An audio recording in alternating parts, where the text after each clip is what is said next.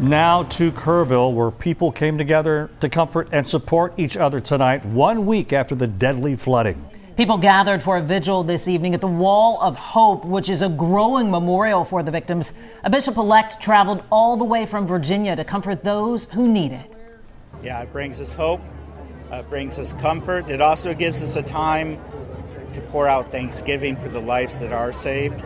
Also gives us a time to give voice to our grief and speak about the cost of what was lost and the pain of life's loss.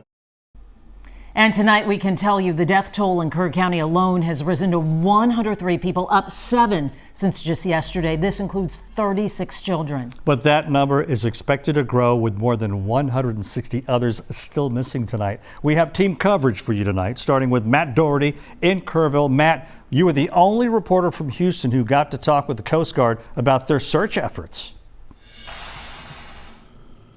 That's right, Ron. And tonight they are sharing their memories with us of those rescues.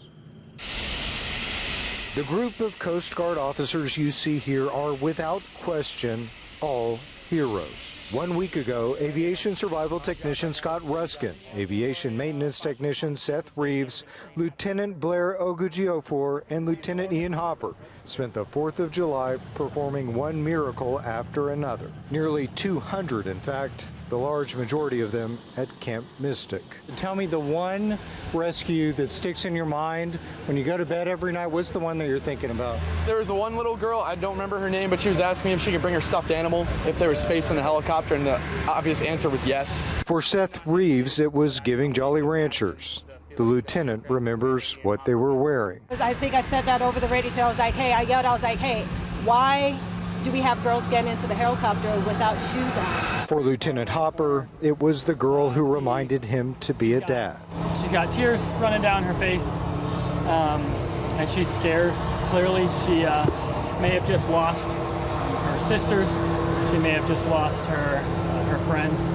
And I turn around and I give her a thumbs up, and I look in her eyes, and she looks back at me, and she gives me a thumbs up back, and musters a very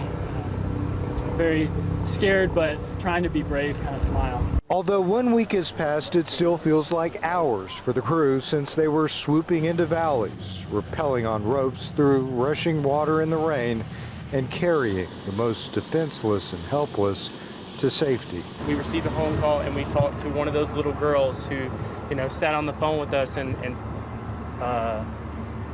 thanked them for being here. Sometimes it's the sweetest words that are the most difficult to repeat. The hardest thing I've ever had to do was not only listening to a small child that shouldn't have to know the horrors of a tragedy as this, but to thank us for something they really don't understand. Now, that Coast Guard crew is actually based in Corpus Christi. They will remain here and assist with the ongoing operations.